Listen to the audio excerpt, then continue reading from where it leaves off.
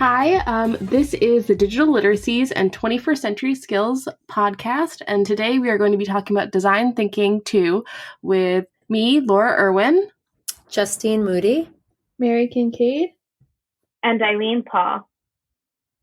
Perfect. So today we are going to be talking about an article and a video we looked at for class. We're going to start with the Schon Teaching and Learning as Design Transaction article and what we thought about it. Is there anything interesting that you thought about the Schon article, Teaching and Learning as Design Transaction? So I thought that when he talks about the silent game, that was pretty interesting. It's an interesting way of looking at communication. It's not a traditional way of communicating because they don't talk. So it is communicating nonetheless. As Schon mentions, essentially player A is trying to silently teach player B to show them how he's building what he's building. Actually, the silent game really reminded me of this board game I played with my friends called Cryptid, where you each have a rule and the monster is located and it applies to all those rules on this board. And so you're going to be like putting down a figure and trying to figure out what everyone else's rule is to figure out where the monster is. There's so many games that are like this. Sorry, I just interrupted you. But I mean, the whole concept of communicating through action and not speaking, we can go to just charades, Yeah. And really those games like play on miscommunication. Like Right. There's another game called like Decrypto where you have a word and you have to try to like explain the word without other people guessing it, and that's sort of like Pictionary and all those sorts of games. Mm-hmm. Like the bluff. Yeah, and so I think that really fits in with what we learned in Design Thinking 1, where they talked about game design and using games in classrooms to kind of show design thinking. And so I think that's really interesting for like how then they took it into this thing where they showed examples of games where miscommunication is shown. I also think it's really interesting how he brought up that nonverbal communication, but then also talks about how verbal communication has just as many misunderstandings in it. Like when he brings up the situation between the teachers and the students, and there's just so much misunderstanding going on, even though they are using language and words. So it's like totally. almost just as unclear when you're using your words. Mm-hmm. Yeah, I definitely had situations where it's kind of like you're playing telephone with someone and you're not quite understanding what the assignment they're giving you is. And you have to kind of go through other people to try to see what they understood of it, to try to understand your own understanding of it. Because sometimes it'll totally misread something. Yeah, and it also kind of relates to the toolmaker's paradigm that he was talking about earlier in the article, that everyone constructs meanings of information that they receive from others and perceives it in a way that fits their own distinctive perceptions of like their own thoughts and feelings and experiences as well. Yeah, definitely. I really it reminded me of a time when I had the word shank in a game and I was trying to describe to my boyfriend the word is shank, but I can't say shank. So I was talking about a shoe shank. There's a shank in a shoe because I studied fashion design and accessory design, and he was not understanding what I was saying. He's like, why didn't you just say lamb? It's almost like selective perception. Yeah.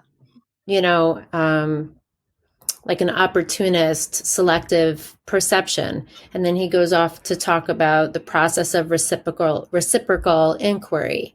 So it's it is almost like the building of miscommunication.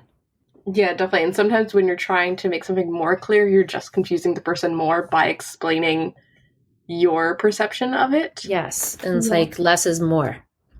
Or even the example of one of the students, they're literally using the same language, but they have two completely different meanings of the words that they're using.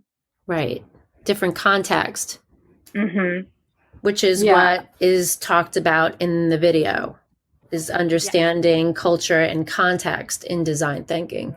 Yeah, in the Tim Brown Urges Designers to Think Big TED Talk, Tim Brown talks about how we are just starting to design small. What did we think about that video? I know it was really interesting to see how his perspective on it, since he is a designer. I thought the video was really great, and it really summarized it as design thinking coming back. And there's just this reemergence of design thinking because we had gotten to this point of just materialism and just everything having just superficial meaning. So, how do we get back to creating, and how do we get back to innovation with meaning? So, I thought it was a really good video. Yeah, like focusing on the functionality of things that you're designing instead of just how they look and stuff like that. He talked Yeah, I about the think principle. oh, sorry. Yep. No, go ahead. Go ahead. I think there were a lot of things that I never really thought of that were really innovative, and that is design, and it just changed so drastically from when we've been alive, because we really do think of design as like a visual thing and how to make things look more appealing. But the whole functionality of it is so important, and it really does change the lives of people living in a different atmosphere who do need a better quality of life. Yeah, it's really interesting with depending on what generation you're part of. If you're part of like the older millennials, you remember not having like really fast internet, and you remember not having Totally. a cell I'm phone. 45 years old, so I can, this was an incredible resource for me when I was going into college. 1992, we didn't have cell phones or computers. I didn't have a laptop. We went to a hall. We went to the library. We used payphones and we checked our messages in our dorm room. So it's, we're using Alexas and multiple remotes because we can't get up. But then they showed, the hearing aid and things that had, that were created. They were human centered. And he talked about the principles of design thinking being human centered and understanding culture and context when creating. So I thought it was really interesting. Yeah, I also really like how it focused on how you don't need the most fancy building to make your ideas happen. And he gave the example of them just prototyping and creating the technology they needed in the basement because they were just using the resources that they had. And I think that's a really interesting way, because I feel like we usually get like stuck in committees and the muck of everything, especially like in education, of having the best technology when really it's just utilizing the resources that you already have in innovative ways. It seems like when things are brought to a corporate level, they just get, it sours after that. Yeah. Yeah. Yeah, and then the fact how he mentions that they brought the cost down of the lenses to $4 per lens just because of the way that they designed it and the fact that they're doing it in a basement and everything. So it just makes you think like that's kind of crazy how they brought the cost down so much from $200 to $4. And it makes you think like they could do that here. They just need to, rearrange things, do more design thinking, and just like cut certain things that are unnecessary. Yeah, I totally agree. Design thinking could, like he even mentions, it could change global warming, education, healthcare, security, clean water, like literally whatever. These are all things that people maybe even in this country don't have access to. And design thinking could change it and do it in a way where it's not going to cost an absurd amount of money. You just have to think in a different way.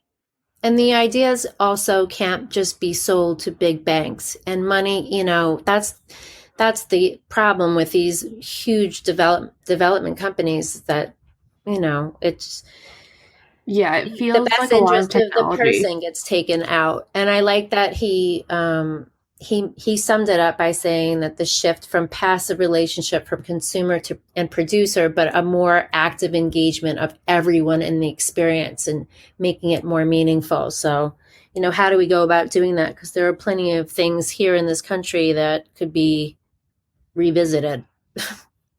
Yeah, I definitely think that we as like our students and people have kind of lost the idea of making their own things and being creators and kind of like tinkering with things. And most people don't know how to like fix their own appliances, versus if you could like teach people those like skills again, but also teach them how to like think through their problems and kind of problem solve it. I think we could get new stuff on like the ground level. People could invent things or do things and not be scared and rely on a giant company to do it for them. Right.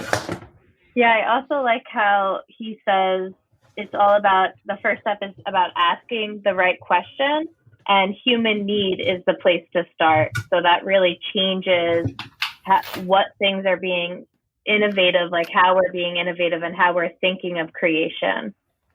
You only hope that that is the case and that that does happen. You know, it's so hard to imagine that right now where we are, but hopefully. Yeah, so that was a amazing discussion and on design thinking, and we're just gonna sign off now. So this is Laura. Justine? Mary? And Eilene. And thank you so much for listening. Bye.